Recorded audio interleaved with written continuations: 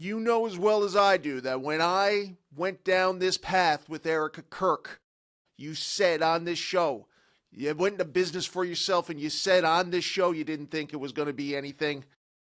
Now look at me. Now I'm wearing the sunglasses. And you know what? Maybe it's a bit weird. I think maybe one of us should not be wearing the sunglasses anymore. We're both wearing blazers too.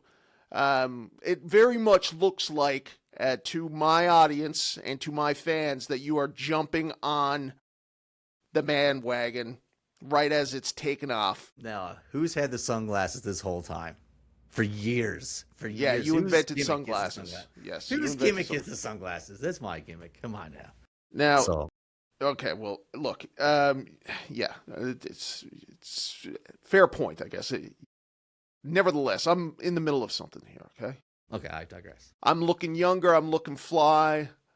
I'm wearing my tank top, I think they call them.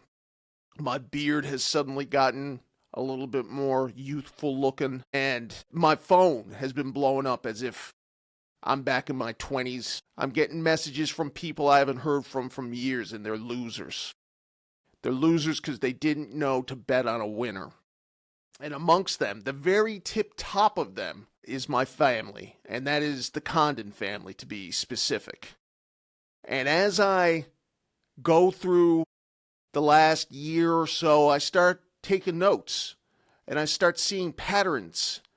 And I noticed the pattern that in the history of the Condons, it's just been generation of losers. And now I finally have gone against it.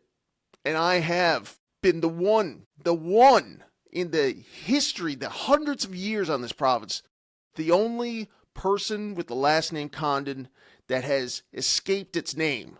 Aaron, did you know that the last name Condon is hilariously close to the word condom? Yes, I'm quite aware. I just found this out recently, and it's embarrassing, and I don't want any part of it.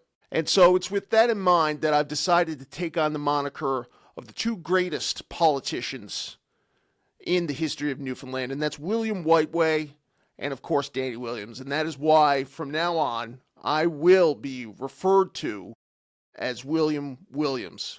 And I will be referred to this, if I'm not, and this includes family, you, enemies, especially enemies. Anybody that dead names me.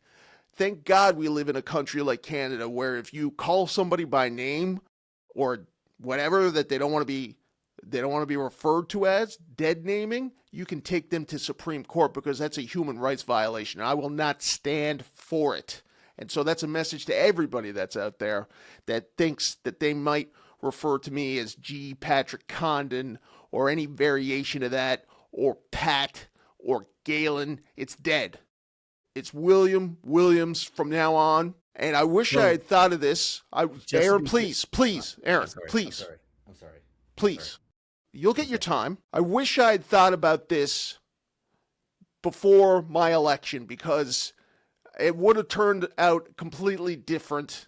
I have heard from a lot of different sources and some market research I paid for after the fact that people thought that the G was confusing. They didn't know what it stood for. And then, of course, as I mentioned, the Condon name just carries a whole lot of baggage. And now I no longer am carrying that baggage. And I think I got a bright future in politics if I so decide to go back into that line. If the people of this province are lucky enough that I decide that I might want to lead them again, you can be sure that William Williams on the ticket will be the one getting that X, getting that check mark, getting that support. Aaron, you had a question, please.